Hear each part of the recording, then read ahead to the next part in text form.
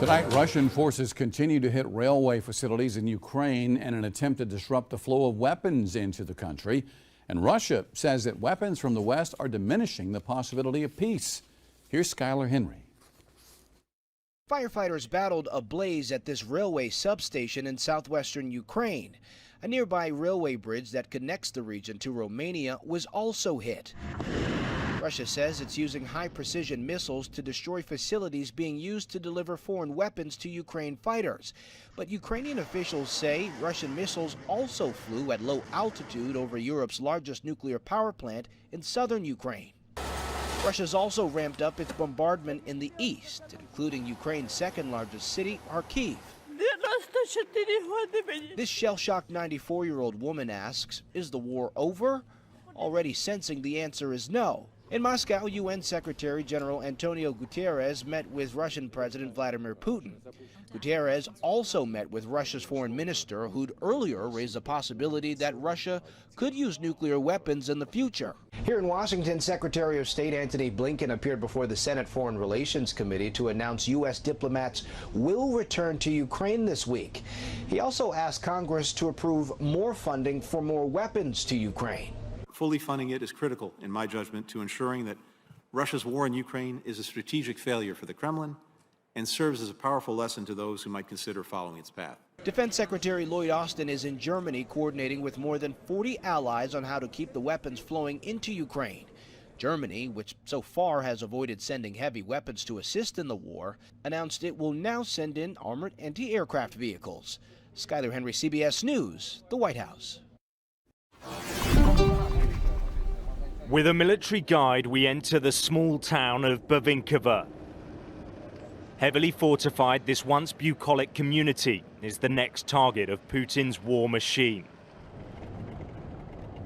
Thousands of Russian soldiers are heading this way, a maneuver the Kremlin hopes will cut off the Donbass. And the Russian front line is just over the brow of that hill, and there is very heavy fighting there at the moment. As we drive, we pass smashed up houses. Only a few people remain. In the central square, Mikola, who tells us he's not scared, takes us to where the last bombs landed. There's another massive crater in the road here. Another strike from a rocket. And over here, this building, it's the library, and it's still burning. Everything here has been destroyed. The books turned to cinders and ash. Оголошується, що ми нікуди по мирних не стріляємо. Ми робимо точечні удари, точечні. Куди точечні? В бібліотеку?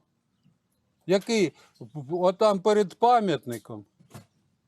Це точечний називається. We carry on up the road, reaching a freshly dug defensive position. Soldiers repair tanks they'll need in the coming fight. The front looks and feels like a war from another century, a conflict the world thought it would never see again on European soil. Ну, як вам сказати, танки вони завжди були, так скажете, дуже важливі. Якраз це одна із самих бойових єдиниць техніки української армії, якраз і те, що вони артилерія, це, звісно, добре, якраз, але вона іздалека якраз накриває. Танки вони ж для ближнього бою, те, що танки вони захищають піхоту. Across these positions there are now hundreds of meters of trenches. A labyrinth of protection where the army has laid down nests of weapons. The Ukrainians are extremely well dug in to their positions. In many places, Brad's going up behind you now. And as we film, rockets streak overhead. It is a deadly fight where long-range artillery will be decisive. In this maze, there are many deep bunkers, sanctuaries from the incoming fire. Many of the men have been living here, like this, for months. Yevgen shows us the German-made anti-tank weapons he'll be firing. Заряджаємо, прицілюємося, стріляємо. Western arms are flooding into this war, and it's why the Kremlin claims it's now in a proxy fight with NATO and the West. Якщо до 200 метрів танк розриває, з 800 метрів можна навести шуму. Танк збиває добре. So many of these towns and villages have been devastated by the fighting. This was once a school. But in this Russian invasion, now a slow slugging match of attrition and firepower, nothing is sacred. Alex Rossi, Sky News, Eastern Ukraine. It was a brazen attack in broad daylight last Monday on the streets of this pro-Russian breakaway republic. 3 men fire rocket-propelled grenades at Transnistria's state security office. Russia and Ukraine accused each other, and even before we know the truth, it's already a troubling hint of where this conflict could go next, how it could spiral. From the Moldovan hills above, Transnistria is a relic of a conflict frozen for 30 years. The soldiers on the unofficial border into this land of limbo are Russian. It's a place that has all the signs of statehood. It's got its own borders, its own government, its own military, and its own currency. And yet it is a place that's recognized by no country anywhere in the world. Inside, Lenin still stands, and the hammer and sickle is still the symbol of Soviet greatness. And here's the concern. Ukraine's key Black Sea port of Odessa is just 100 kilometers away. The Russians have said quite openly that they want a land bridge between their occupation in Ukraine's east and their outpost here, far to the west. And among the people here, while there is no desire for conflict, we found the sympathies are with Russia. We're not afraid. We 30 years live in peace with Russian soldiers. 30 years ago, we have a war with Moldavian. We not want same to. We want peace with Moldavian, with Ukraine. There are some suggestions from Moscow that maybe the Russian military will move west and maybe try and come to Transnistria. What do you think of that? Думаю, что будут. Yes? And would that be good for you? Да. And why is that? Ну, потому что мы находимся в изоляции, а тут какое-то единение будет. Nobody wants any kind of military actions to take place in our republic. But this goes well beyond the possible Russian annexation of Transnistria. Of course, everybody is very worried.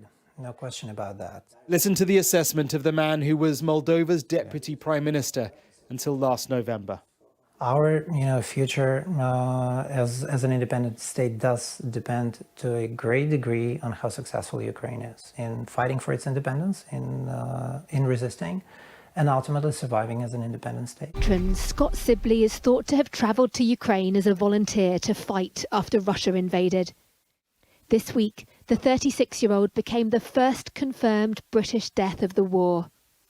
It's thought he was killed a few days ago in southern or eastern Ukraine. A second British man is missing. A Foreign Office spokesperson said, "We can confirm that a British national has been killed in Ukraine and are supporting their family. We are aware of a British national who's missing in Ukraine and are supporting their family. We are urgently seeking further information."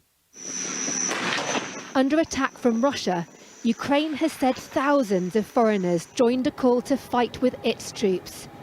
One British veteran on the front line told Sky News it's becoming increasingly dangerous and said he'd not be surprised if more foreigners are killed. Yeah, this is my old position back in 2019. And Sky News met 2 British men who joined Ukraine's army before the invasion. the tree line over there is the enemy position. I'm married a Ukrainian. I've got every much right to be here. And the guys, it's taken me a long time to integrate here. So the guys know I'm not you know, a war tourist or a war junkie. My family's here. My family's 15 kilometres. I can hear the shelling from my front room. But Sean Pinner and Aidan Ashlin have since been captured by Russian forces.